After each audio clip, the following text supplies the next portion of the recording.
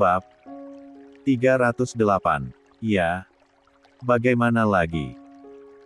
Aku membutuhkan banyak orang untuk pencarian ini. Preman-preman itu bersedia melakukan apapun demi mendapatkan bayaran. Dan aku menyebarkan mereka di banyak titik, jawab Ricky. Ayah yang hebat. Davin menepuk pundak Ricky. Ikut bangga dengan langkah yang diambil Ricky padahal pikirannya sendiri sedang kacau. Ricky bahkan rela mengeluarkan uang yang pasti tak sedikit untuk orang-orang suruhannya itu. Ricky hanya tersenyum tipis. Tatapannya tetap lurus ke depan, pada jalanan lurus yang sedang ditempuhnya dengan kecepatan tinggi. Tetap jaga keselamatan, Rick. Pak Ardi yang duduk di belakang mengingatkan Ricky kalau mobil itu semakin melaju kencang. Aku hanya gak ingin menyia-nyiakan kesempatan ini. Timpal Ricky. Kakinya terus menekan pedal gas karena lokasi yang dituju sudah semakin dekat. Sampai di lokasi, terlihat beberapa orang suruhannya sedang mengelilingi sebuah mobil.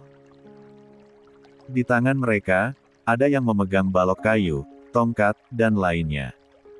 Ricky pun segera turun. Disusul Davin dan Pak Ardi.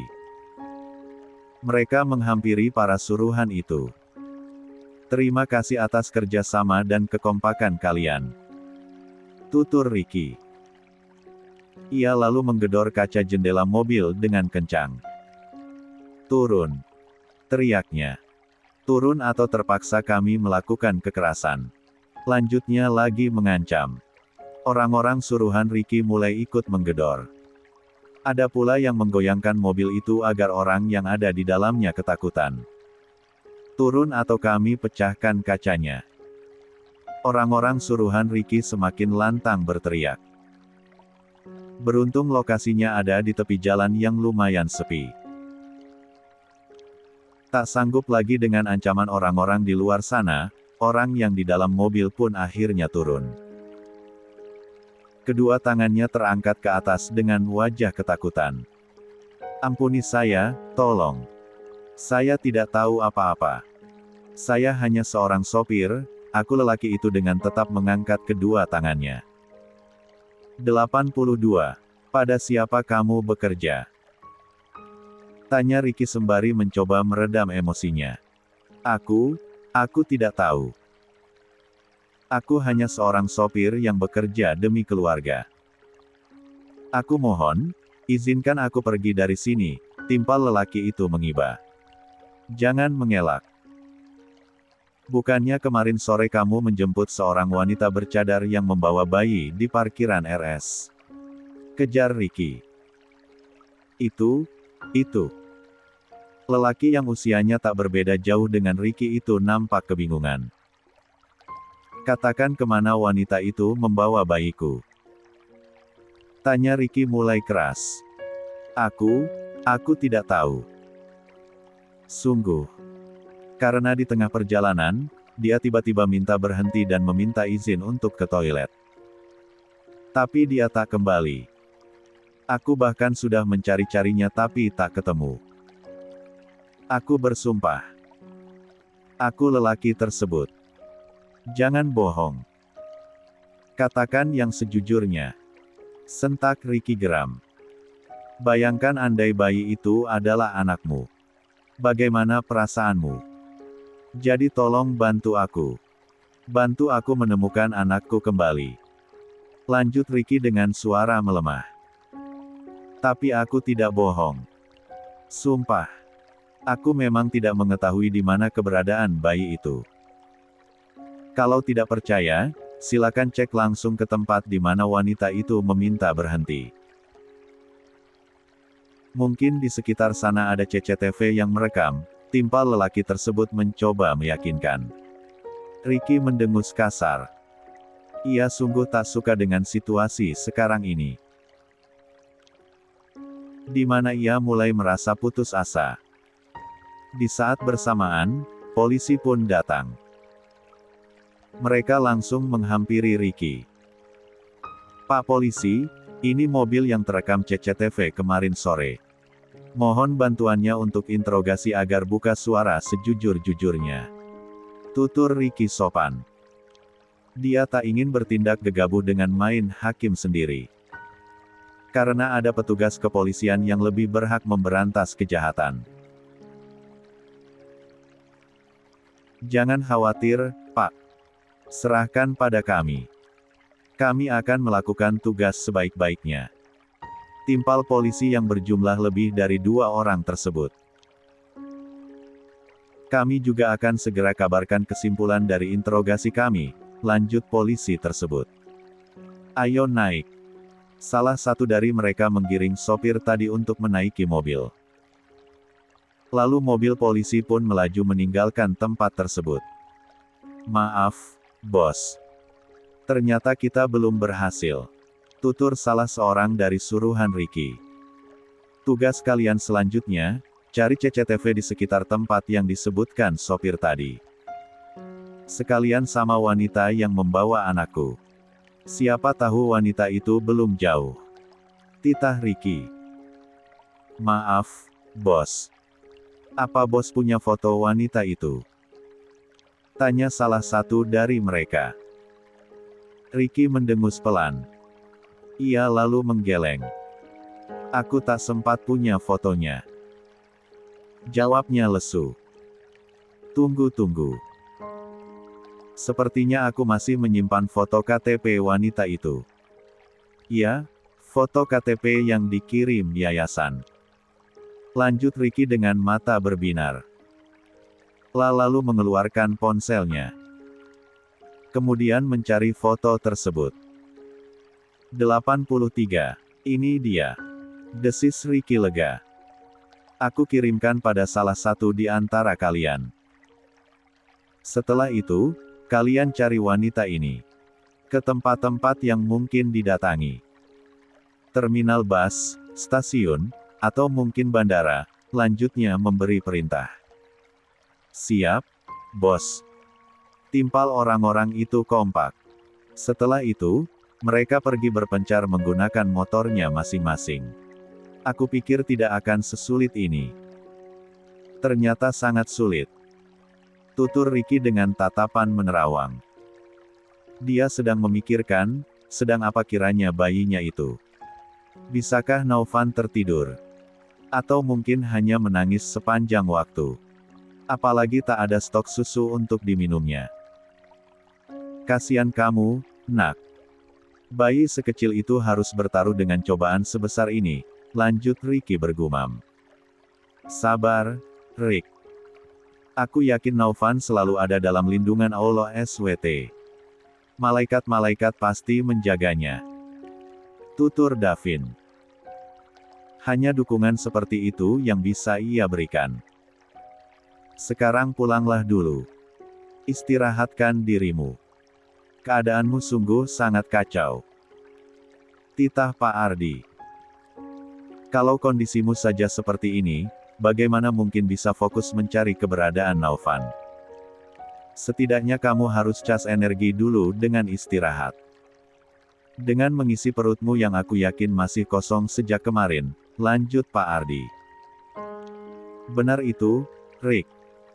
Aku paham suasana hatimu sedang tidak tenang. Tapi kesehatanmu juga harus kamu perhatikan. Davin ikut membenarkan. Ayo pulang.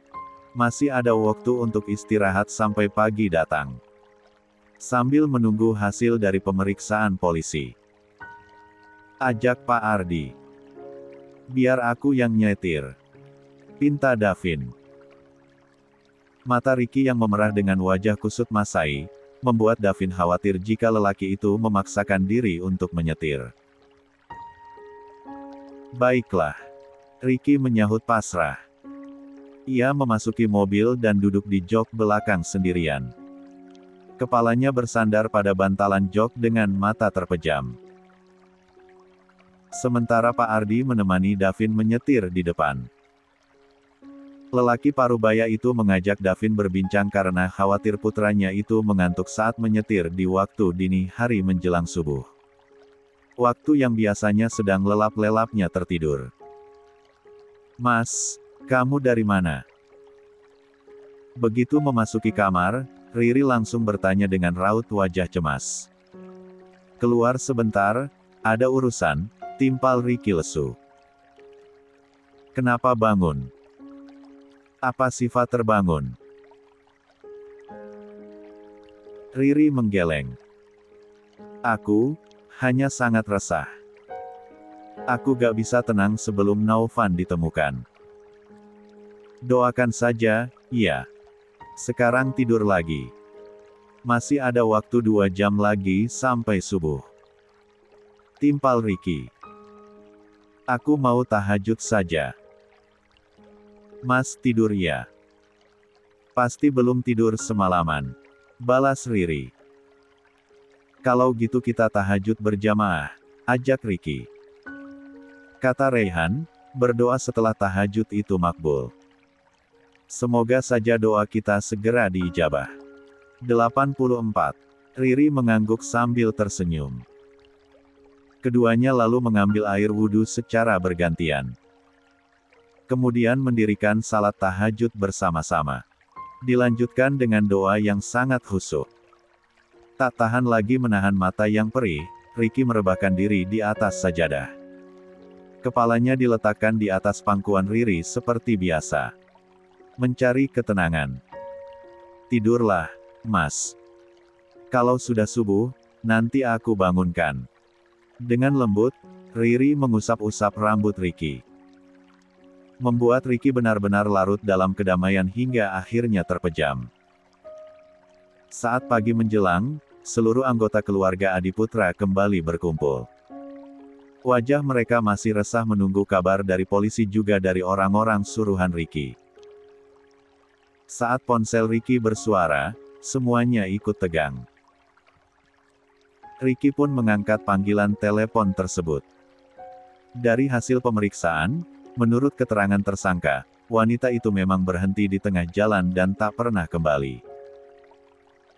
Tersangka hanya bekerja sebagai sopir yang mendapat orderan untuk menjemput wanita itu, beber polisi. Meski begitu, kami akan tetap mendalami lebih jauh, lanjut polisi. Baik, Pak. Terima kasih informasinya. Balas Ricky. Baru saja ponsel itu akan diletakkan, layarnya kembali menyala. Ricky pun kembali mengangkat panggilan dari orang suruhannya. Kami sudah menemukan salah satu rekaman di mana wanita bercadar itu turun dari mobil dan berjalan menuju toilet umum. Sayangnya dia memang tak pernah kembali. Sepertinya melarikan diri lewat gang belakang, lapor orang tersebut. Cari sampai dapat. Aku juga akan ikut mencari sekarang.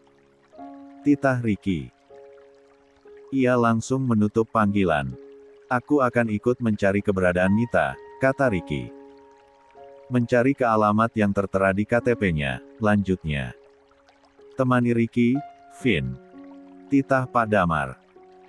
Davin mengangguk. Ayo. Hati-hati ya, Mas. Ayu berujar cemas. Begitupun dengan Riri. Ricky dan Davin kembali meninggalkan rumah. Kali ini mereka menuju alamat Mita yang ada di KTP. Beruntung alamat yang tertera tak begitu jauh. Hanya berjarak kurang lebih 1 jam saja. Siapa? Mita. Tapi di sini tidak ada orang yang bernama Mita, timpal orang yang rumahnya tertera di KTP. Mita. Mungkin pemilik lama rumah ini.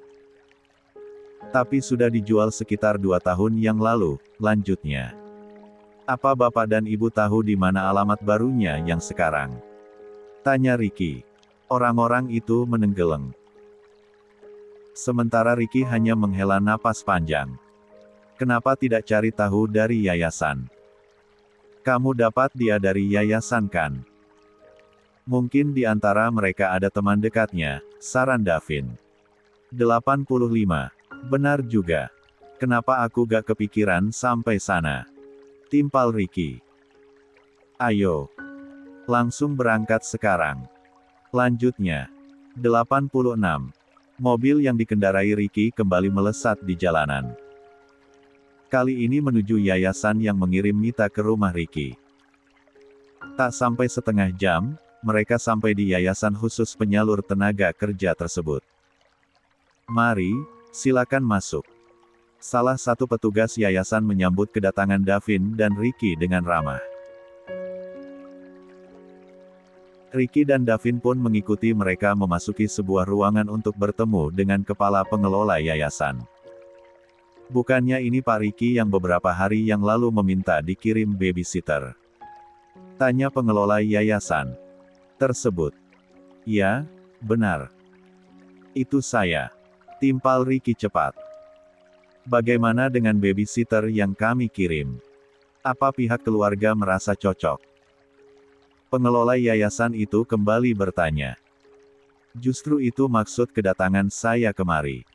Saya ingin mengadukan masalah ini," timpal Ricky tegas. Mata wanita parubaya di hadapannya terlihat membulat. "Masalah?" ulangnya dengan raut wajah tak enak. Hati Ricky pun segera menceritakan semuanya. Tak ada yang ditutup-tutupi termasuk kelakuan Mita yang mencampur obat tidur untuknya. Juga hal fatal di mana Mita membawa pergi Naufan. Astagfirullah. Pengelola yayasan sampai terperangah mendengarnya. "Saya atas nama yayasan meminta maaf yang sebesar-besarnya. Kami sangat menyesal dengan apa yang terjadi," timpal wanita parubaya terselbut. "Kalau boleh, saya ingin meminta alamat lain yang mungkin diketahui pihak yayasan. Saya sudah mendatangi alamat yang tertera di KTP Mita tapi ternyata sudah pindah dari sana," tutur Ricky. Pengelola yayasan itu terlihat kebingungan dengan raut wajah semakin besar. Matanya bahkan menghindari tatapan mata Ricky dan malah bergulir ke sana kemari. "Kami mohon maaf. Tapi kami hanya menyimpan data-data yang tertera di KTP saja. Dan kebetulan Mita memang belum lama bergabung di yayasan ini. Baru sekitar sebulanan.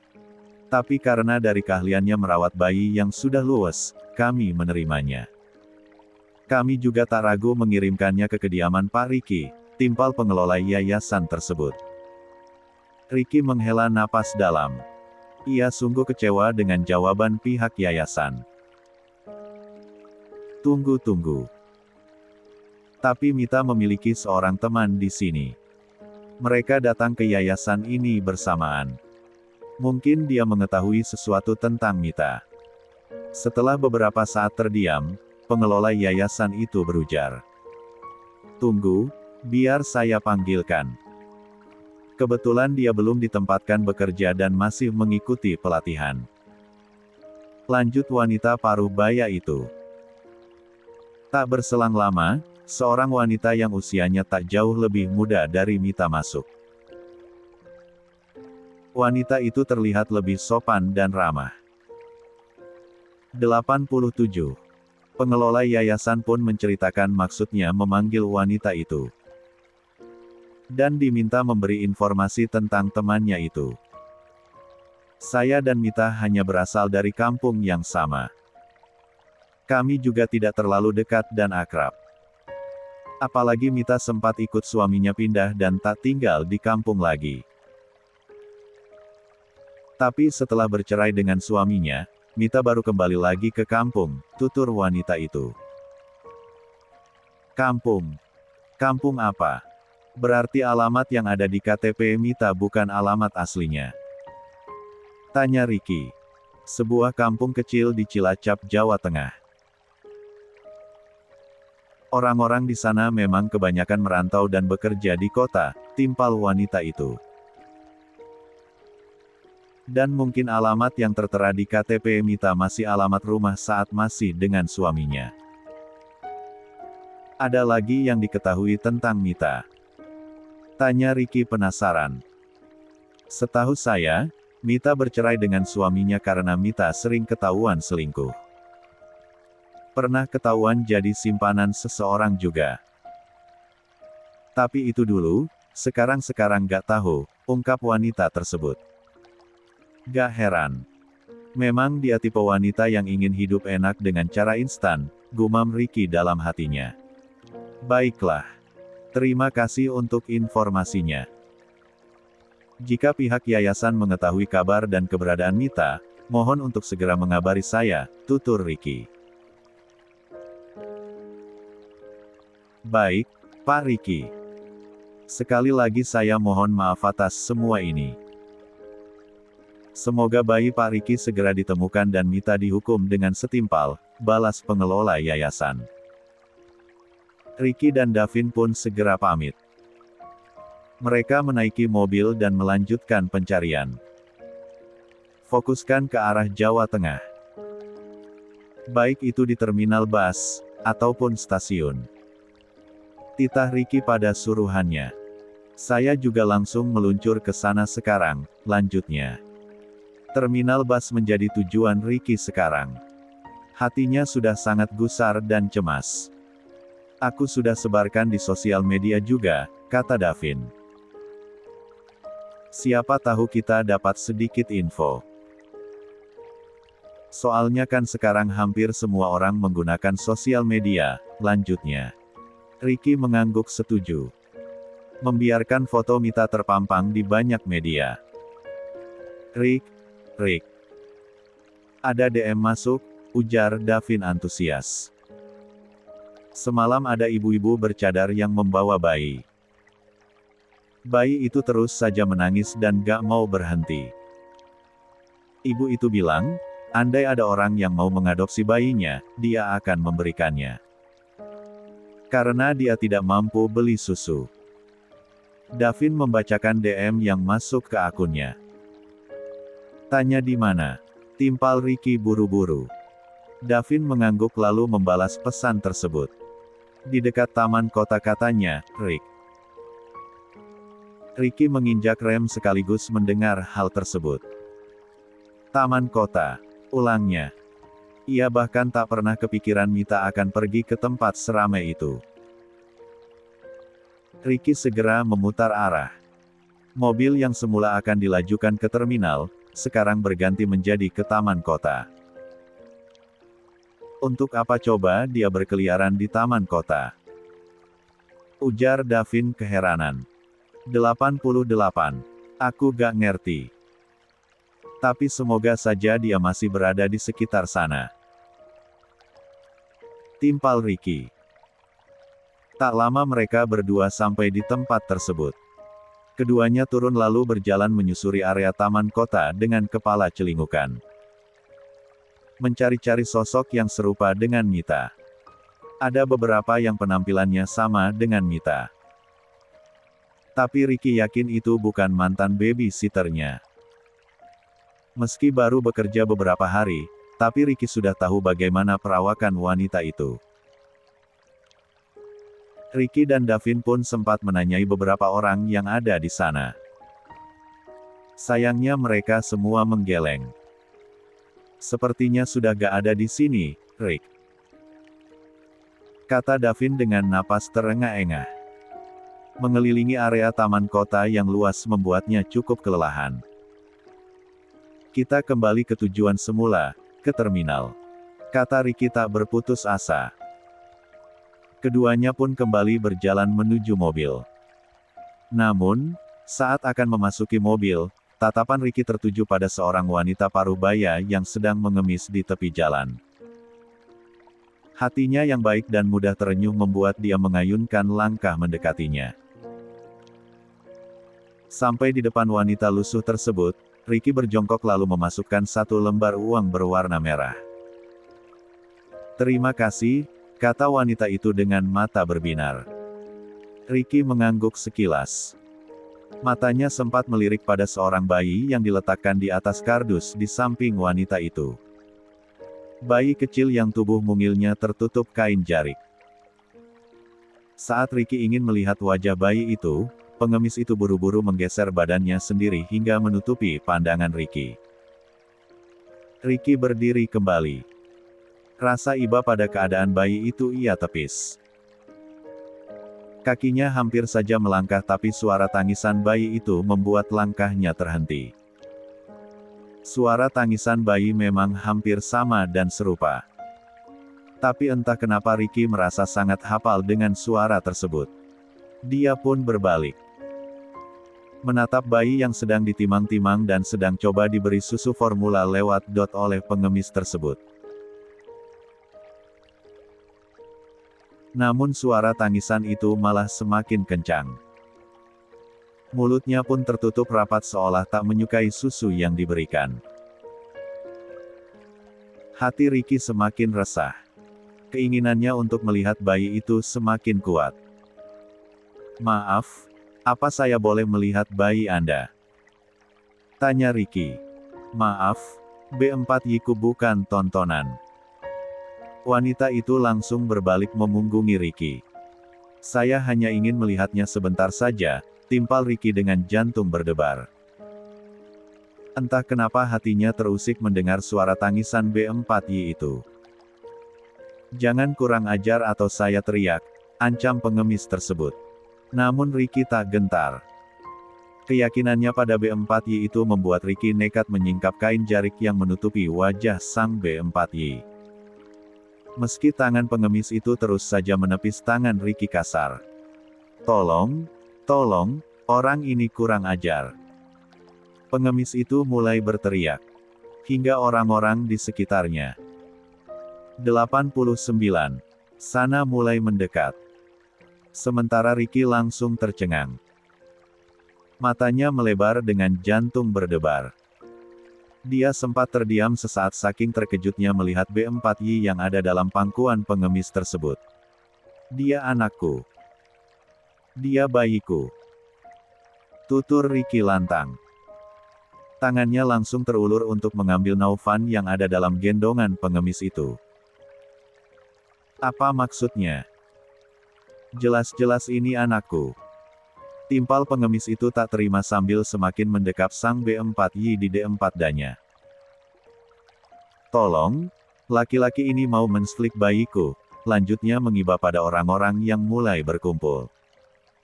"Aku bersumpah dia anakku. Kemarin sore dia hilang di RS. Dan sejak kemarin saya sudah mencarinya. Polisi pun sedang mencarinya. Ini buktinya. Silakan lihat sendiri." Ricky memperlihatkan ponselnya pada semua orang. "Kalau perlu, saya akan menelepon polisi sekarang agar datang ke sini," lanjut Ricky. "Oh polisi." Raut wajah pengemis itu mulai ketakutan. "Ya, polisi, karena kasus ini sudah saya laporkan sejak kemarin. Jadi, kembalikan B4Y saya." Tangan Ricky sudah bersiap untuk mengambil Naufan dari tangan pengemis tersebut. Tidak semudah itu. Wanita berbaju lusuh itu kembali menjauhkan B4Y dalam pangkuannya dari jangkauan Ricky. "Aku sudah kehilangan uang banyak demi B4Y ini. Kalau mau, ganti semua uangku." Lanjutnya memberi syarat. "Oke, katakan berapa?" timpal Ricky. 10 juta, jawab wanita tersebut lantang. "Aku gak bawa uang tunai.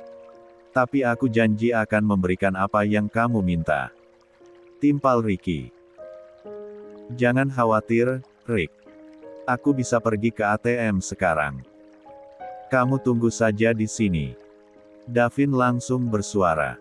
La ikut lega karena akhirnya Naufan bisa ditemukan. Ricky mengangguk, sementara Davin berjalan cepat mencari ATM terdekat. Tak sulit karena sedang berada di pusat kota. "Sekarang serahkan anakku. Temanku sedang mengambil uangnya," pinta Ricky dengan tak sabar. Ia ingin segera menggendong Naufan yang masih menangis dalam pangkuan wanita tersebut. "Tidak akan. Aku tidak semudah itu percaya pada orang lain. Bisa saja kalian menipuku." Pengemis tersebut memindai Ricky dengan tatapan sengit. "Aku bersumpah tidak akan pergi sebelum memberikan uang yang kau minta. Sekarang cepat berikan anakku.